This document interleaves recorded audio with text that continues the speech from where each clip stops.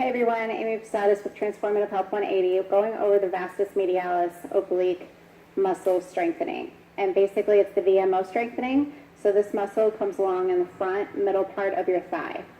There's particular exercises that I would like for you to do if you're having issues with your knee. And a lot of times it's because this muscle here is so much softer as far as weakness compared to the outer structures of the leg. And so there's pulling and there's irregular tracking, and that can cause pain. Also, weakness can present as pain as well. So one of the basic things that you can do to help troubleshoot this is some strengthening. With that, we're going to start standing, and you'll have two objects.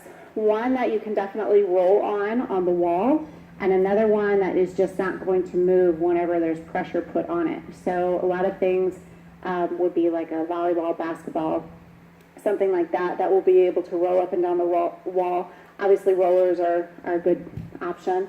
You're going to place the object at about the hip level and then lean against the wall. The second object, again, it can be another ball, it can be a book, it can be something that's just not going to move when you put pressure on it, because you're going to have your feet about hip width apart and you're going to walk them out. And then you're going to place this other object that does not move in between your knees, and you're going to squeeze. As you squeeze, you're going to feel it throughout the whole inner thigh all the way up into the groin area, keeping the weight distributed through your heels. You're going to bend your knees and stand. Bend your knees to sit and stand. So if you're having some pain or discomfort, don't continue to go through that range. Stay in that pain-free range and just concentrate on squeezing in between the knees. If you are scared, which is another common issue, go where you feel comfortable. I want you to be sure that you're pushing your weight through your heels though, and not through your toes. So sit back on the heels, keeping that chest up. As you become more comfortable with the exercise and you're squeezing really good as you're coming down, squeezing your glutes, then you're going to take the hips below the knees, still squeezing the whole time. But again, this is something to work up to, not with what you start, unless you're able to tolerate it and still keep good form. If you are not squeezing tight enough throughout the whole range of motion, then when you tap on it, it will drop. Okay? Also, if you are having your feet too close to the wall and you're trying to squeeze, I don't know if you can see, but my knees are totally in front of my toes, and that can cause knee pain as well. So you want to make sure that your feet are far away from the wall so that you're really sitting back and staying on those heels, keeping those knees behind the toes. Again, if you're too close to the wall, it's going to look more like this. That's going to hurt your knee. You want to be more sitting back like this, with the knees behind the toes. Okay, when you can work up to 3 sets of 10 on the wall, or if you're like, the wall is just a little too much right now, that's totally fine. We're going to take it to the floor or a bed. You're going to have your feet about shoulder width apart, your knees bent, and again, you're going to have that object that doesn't move in between your knees, pressing through the heels as you lift your bottom up. Again, squeezing this nice and tight, lifting your hips up as high as you tolerate, so that way you're contracting your glutes, your hamstrings, your VMO. Again, if you're squeezing and you're not squeezing tight enough when you do this, it'll fall. So we're working up to 3 sets of 10.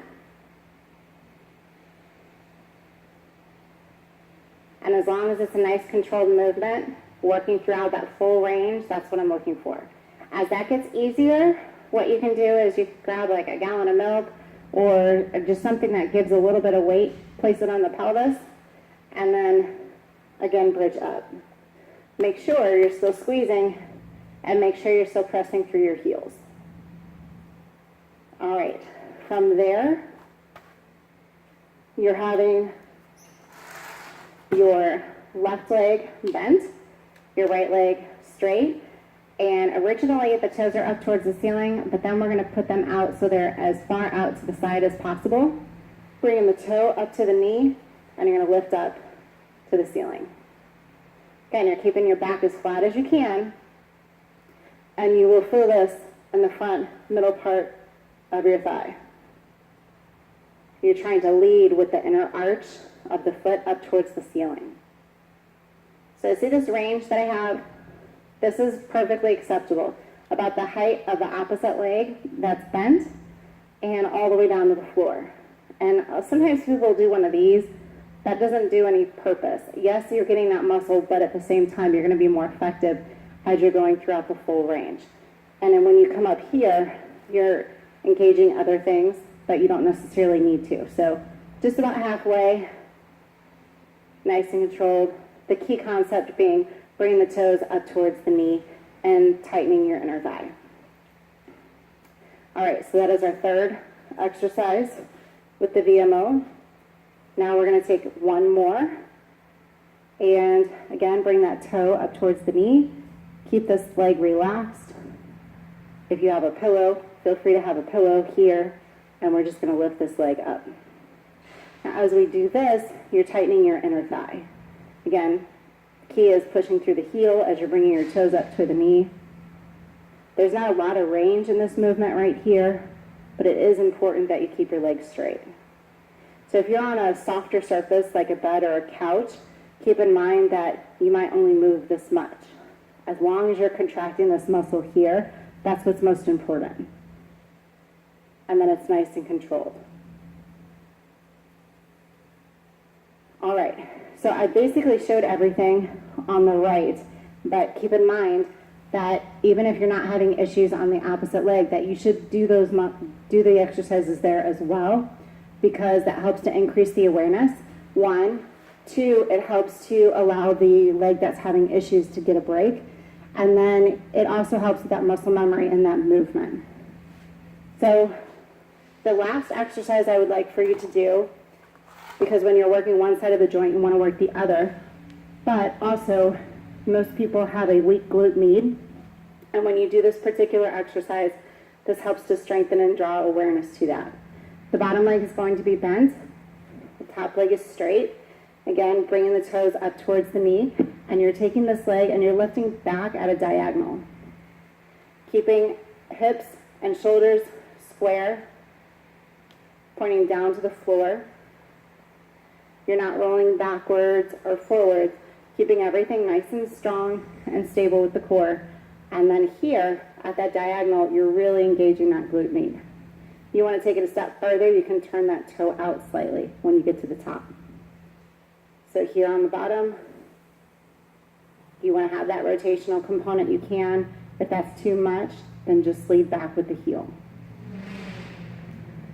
And then that helps to strengthen your glute med, which will also take pressure off the knee as well. All right, as these get easier, you can add adjustable ankle weights. Also, make sure that you check out the stretches for the calves and the hamstrings, because generally people are tight in those muscles and that will put undue stress on the knees as well. Thank you so much for watching the video. I hope this was helpful. Please let me know if you have any questions or comments. I'm happy to help.